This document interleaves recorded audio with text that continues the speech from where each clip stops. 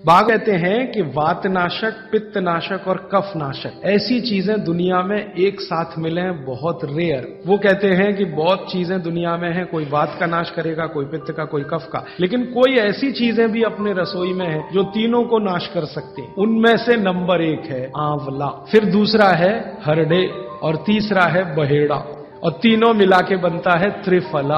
ये जो त्रिफला है ना, भागवत जी इसकी इतनी बढ़ाई करते हैं, इतनी प्रशंसा उन्होंने लिखी है कि खाली त्रिफला पर ही उनके 120 से ज्यादा सूत्र हैं। अकेले त्रिफला पर, त्रिफला को इसके साथ खाओ, त्रिफला को उसके साथ खाओ, त्रिफला को ऐसे खाओ। और वो ये कहते हैं कि ये जो त्रिफला है इसमें सबसे अच्छा फल आंवला, फिर बहेड़ा, फिर हरडे, ये सबसे दुनिया में अद्भुत चीज है। लेकिन इसकी मात्रा के बारे में उन्होंने जो कहा है वो ध्यान रखिए। ज्यादातर लोग त्रिफला इस्तेमाल करते हैं, करिए, बहुत अच्छा है, लेकिन मात्रा ध्यान रखिए। हम क्या करते हैं कि हर बहेड़ा आंवला तीनों, मैं कहूं तीनों बराबर मात्रा में मिला के त्रिफला बनाते हैं। वो कहते हैं कि ये उतना उपयोगी नहीं है, और हमने करके भी देखा। वो कहते हैं कि त्रिफला सबसे अच्छा होता है 1, 2, 3 के अनुपात में। पहला है हरडे 1 अनुपात, दूसरा है बहेड़ा 2 अनुपात, और तीसरा है आंवला 3 अनुपात। अब इसको मात्रा में कहूं, अगर त्रिफला बनाना है तो हरडे लेना 100 ग्राम, बहेड़ा लेना 200 ग्राम और आंवला लेना 300 ग्राम। तो ये 100, 200, 300 ग्राम की मात्रा में आप जो त्रिफला चूर्ण तैयार करेंगे,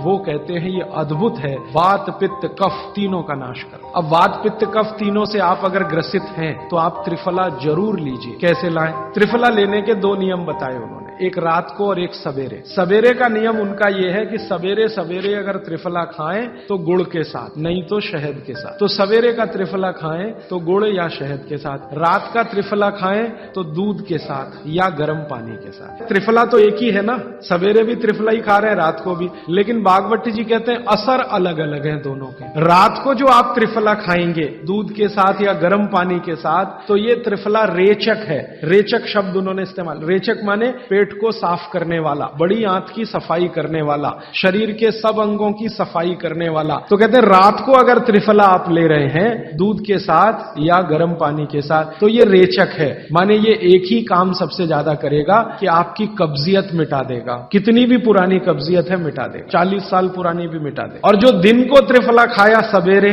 गुड़ के साथ, तो वो कहते हैं ये पोषक है। एक शब्द है रेचक और एक है पोषक। पोषक माने शरीर को जो कुछ चाहिए, विटामिन सी चाहिए, विटामिन ए चाहिए, विटामिन डी चाहिए, या विटामिन के चाहिए, विटामिन चाहिए, या हमें माइक्रो न्यूट्रिएंट्स चाहिए, शरीर को कैल्शियम चाहिए, आयरन चाहिए, वगैरह वगैरह। तो शरीर को अगर पोषकता चाहिए तो त्रिफला सवेरे खाना, और शरीर में आप मानते हैं कि हमारी कब्जियत ठीक करने के लिए तो त्रिफला रात को खाना। दोनों समय के त्रिफले में बिल्कुल अलग तरह के परिणाम आते हैं। तो जो कहें हम तो स्वस्थ हैं जी, तो सवेरे ही त्रिफला खाओ, स्वस्थ हैं तो, और जो कुछ बीमारियां हैं आपको तो रात को खाओ, ठीक है। मात्रा ध्यान रखना, 1, 2, 3 सम मात्रा का त्रिफला बहुत रेयर केस में इस्तेमाल होता है। 1 या 2 ही बीमारी हैं। अभी मैंने एक जगह इस्तेमाल किया था, एक वैज्ञानिक हैं, भाभा एटॉमिक रिसर्च सेंटर में काम करते हैं, उनको एक बीमारी हुई रेडिएशन से।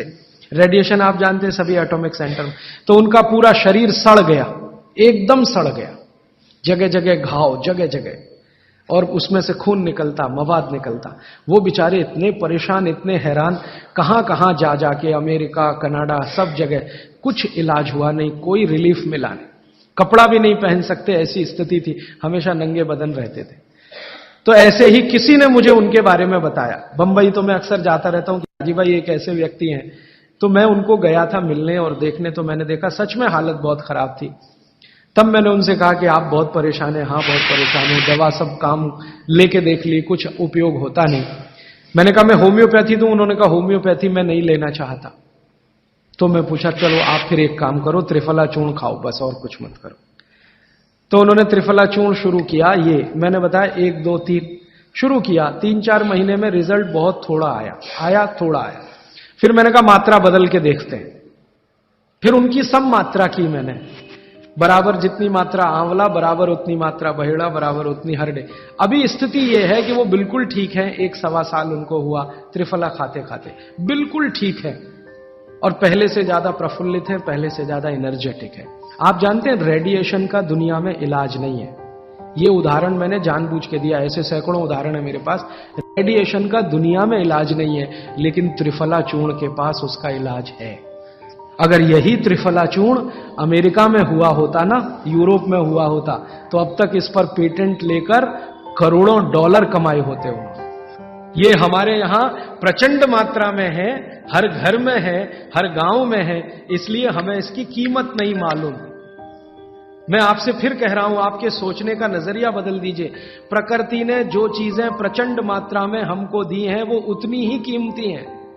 वो प्रकृति की हमारे ऊपर कृपा है जो हमारी जरूरत के हिसाब से दी है। आंवले का इतना उत्पादन इस देश में होता है, आप जानते हैं।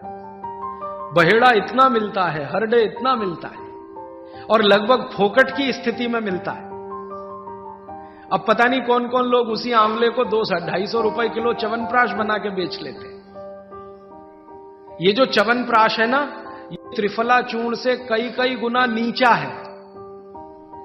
च्यवनप्राश पे जितना खर्चा कर रहे हैं, उससे बहुत कम खर्चे में आप त्रिफला खाइए, च्यवनप्राश से भी ज्यादा असर है। तो मेरी आपको आज के लिए ये आखिरी सूत्र थी कि आप अपने जीवन में वात पित्त कफ तीनों को सम रखना चाहते हैं, तो आंवला, हरडे, बहेड़ा, हरडे, बहेड़ा, आंवला, इन तीनों का उपयोग करना सीख लीजिए। घर में हमेशा इसको डब्बे में बना के पाउडर के रूप में रख लीजिए।